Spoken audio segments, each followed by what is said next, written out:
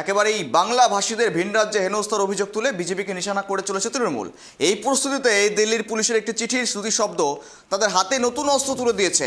বঙ্গভবনে দিল্লি পুলিশের পাঠানো চিঠিতে উল্লেখ নিয়ে রীতিমতো সরব হয়েছেন তৃণমূল সুপ্রিম মমতা বন্দ্যোপাধ্যায়। আর সেই চিঠিতে মূলত বাংলাদেশি ভাষার উল্লেখ নিয়ে সরব রয়েছে তৃণমূল কংগ্রেস। এরপর আসরে নেমেছেন তৃণমূলের সর্বভারতীয় সাধারণ সম্পাদক অভিষেক বন্দ্যোপাধ্যায়ও। তবে দিল্লি পুলিশের চিঠিতে কোনো ভুল দেখছেন না বঙ্গ বিজেপির সভাপতি শ্রমিক ভট্টাচার্য।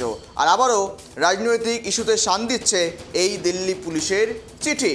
আর সেখানেই মূলত বলা যেতে পারে দুটি শব্দ মূলত বাংলাদেশি ভাষা উল্লেখ করা হয়েছে, অর্থাৎ বাংলা নাকি বাংলাদেশি ভাষা, যেই মূলত ভাষাকে নিয়েই শান দিচ্ছে এবার তৃণমূল কংগ্রেস। আসরে নেমেছে তৃণমূল সুপ্রিমো মমতা বন্দ্যোপাধ্যায়ও। দিল্লি পুলিশের চিঠিতে রীতিমতো অপমানজনক চিঠি কি, আর জানিয়ে রীতিমতো সরব তৃণমূল কংগ্রেস। আর সেখানেই চিঠি নিয়ে সরব মমতা থেকে অভিষেক, সকলেই।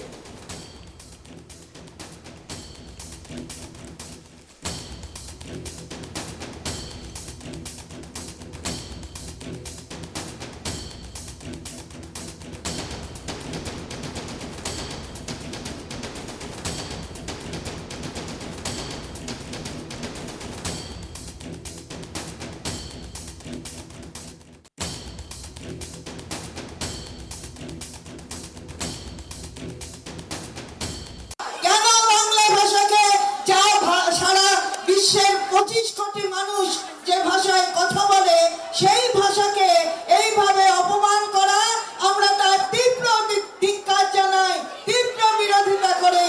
এই চিঠি আমরা এখান থেকে বলি এটা লজ্জা। অমিত শাহ তিনি ভারতবর্ষের কেন্দ্রীয় সরকারের স্বরাষ্ট্রমন্ত্রী, সেই স্বরাষ্ট্রমন্ত্রীর দপ্তর থেকে এই চিঠি, এটা দিল্লি পুলিশের চিঠি। আপনারা জানেন যে দিল্লির পুলিশ রাজ্যের দ্বারা নিয়ন্ত্রিত হয় না, কেন্দ্রের সরকারের দ্বারা নিয়ন্ত্রিত হয়। আর দিল্লির দিল্লির রাজ্য কিন্তু এখন ওই বিজেপি শাসিত, ওখানে ডবল ইঞ্জিন সরকার চলছে। তাহলে সেখানে দাঁড়িয়ে আজকে কেন্দ্রের স্বরাষ্ট্র মন্ত্রকের অধীনে যে থানা, সেই থানা থেকে এই জিনিসগুলো এইভাবে লেখা হচ্ছে বাংলাদেশি ল্যাঙ্গুয়েজ। ভাবা যায় এটা? আপনি বাংলাদেশের একটা বই নিয়ে এসে পড়ুন আর পশ্চিমবঙ্গের একটা বই, যে কোনো টেক্সট বই নিয়ে এসে পড়ুন, দুটোর মধ্যে পড়লেই বুঝতে পারবেন কোনটা সুবোধ সরকার লিখেছে আর কোনটা বাংলাদেশের পড়ুন।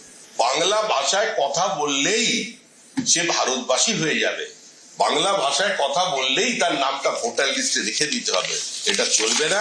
পরিকল্পিতভাবে বিভিন্ন জায়গায় ফেক আধার কার্ড দিয়ে এখন ওরা বঙ্গভবনের মধ্যে ঢুকে পড়েছে। বাংলা এবং বাঙালির স্বার্থে, বাঙালি মাইগ্রেন্ট লেবারদের স্বার্থে একবার যান এখানে গিয়ে দেখবেন, তাদের সঙ্গে কথা বলুন যারা ভারতীয়। উত্তর 24 পরগনার সংখ্যালঘু ভাই বোনেরা তারা চিহ্নিত করে দিচ্ছেন কারা বাংলাদেশি নাম নিয়ে এসেছে।